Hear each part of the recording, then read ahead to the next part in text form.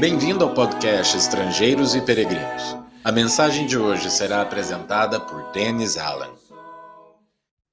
Graças ao sacrifício remidor de Jesus, nós não vivemos sujeitos às leis do Antigo Testamento. Aquelas ordenanças sobre sacrifício de animais, dízimos, sábado e outras vigoraram até a morte de Jesus.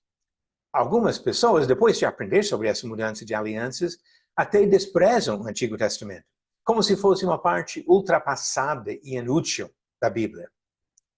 Essa abordagem, porém, traz consequências graves. Não vivemos sujeitos àquelas leis, mas aprendemos muitas lições valiosas do Antigo Testamento. Pelo estudo do Antigo Testamento, adquirimos compreensão do problema do pecado e da necessidade do perdão oferecido por Jesus.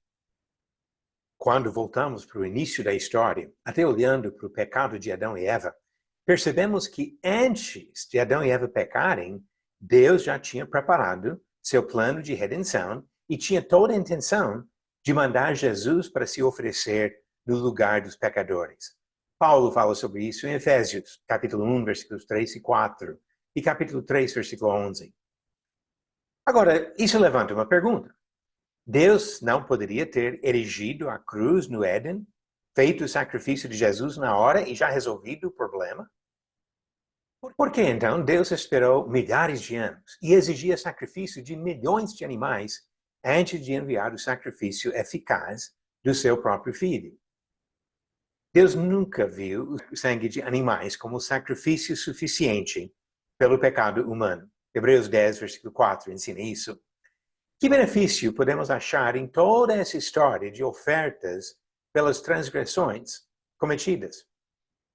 Pelos sacrifícios realizados durante séculos, o povo aprendia que o pecado causa a morte e o derramamento de sangue. Ou seja, o pecado causa sofrimento até de outros não culpados. No caso do Antigo Testamento, animais. No caso do sacrifício de Jesus, esse sofrimento foi do próprio Salvador. O sofrimento do animal naquela época foi causado unicamente pelo pecado do ofensor. Cada vez que um israelita pecasse, ele teria de levar o animal de porte ao sacerdote e ele mesmo teria que matar o animal. Nas regras sobre esses sacrifícios, descobrimos que Deus exigia sacrifícios por pecados cometidos na ignorância. Levítico, capítulo 4, trata desses casos, falando sobre as transgressões de sacerdotes, príncipes, pessoas comuns e até da congregação toda. Em todos os casos, uma vez que o pecado fosse conhecido, um sacrifício seria necessário. Precisamos do mesmo entendimento hoje. A ignorância não livra o ofensor de culpa. Como ouvimos com frequência, pode explicar, mas não justifica.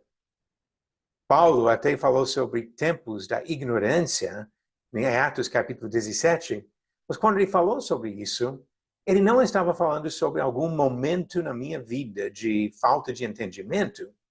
Ele falava sobre o período em que as pessoas não tinham a revelação tão clara da vontade de Deus. E ele não falou isso como desculpa, porque ele diz no mesmo texto que Deus ordena a todas as pessoas em todos os lugares que se arrependam, falando até sobre pecados cometidos em ignorância. Nós não podemos nos esconder atrás da nossa ignorância.